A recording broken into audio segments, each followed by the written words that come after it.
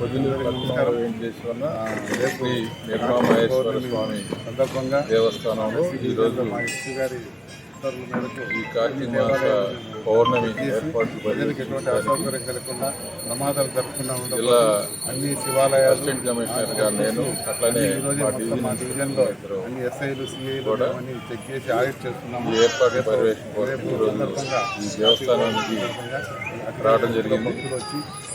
ఇక్కడ మన దేవస్థానం గురువు గారు కానీ అట్లానే ట్రస్ట్ బోర్డ్ చైర్మన్ గారు అట్లానే ధర్మకర్తలు అందరూ కూడా చాలా టీం వర్క్గా ఈరోజు వర్క్ చేయడం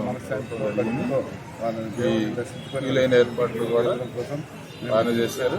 ముందే ఈరోజు జరిగే కార్తీక పౌర్ణమి ఎలా ఉన్నాయి, లైటింగ్ ఎలా ఉంది, పర్వదినమున ఆ రోజు సుమారు ఒక 2,000 నుంచి 5,000 వరకు భక్తులు దేవస్థానానికి వచ్చి స్వామివారి దర్శించి ప్రసాదాలు చేశారు. అట్లానే దీపారాధన కూడా చేస్తారని చెప్పారు.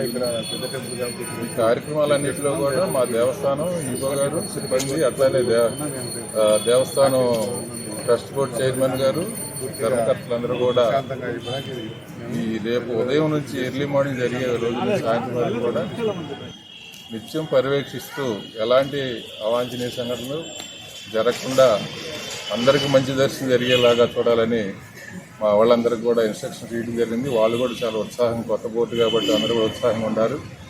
అట్లానే పక్కన అన్నదానం కూడా జరుగుతుందని తెలిపారు. వీటన్నిటికి కూడా కోనేరు దగ్గర వీటన్నిటికి కూడా భక్తులందరికీ మనవి చేసుకునేది ఏంటంటే మీరందరూ కూడా ఈ దేవస్థానం వాళ్ళు ఏదైతే క్యూ లైన్ ఏర్పాటు చేసో ఆ క్యూ లైన్ ద్వారా వచ్చి స్వామివారిని చక్కగా దర్శనం చేసుకొని తీర్థ ప్రసాదాలు స్వీకరించి అన్నదానం కూడా స్వీకరించి వెళ్ళవలసిందిగా అందరూ కోరుకుంటున్నాం.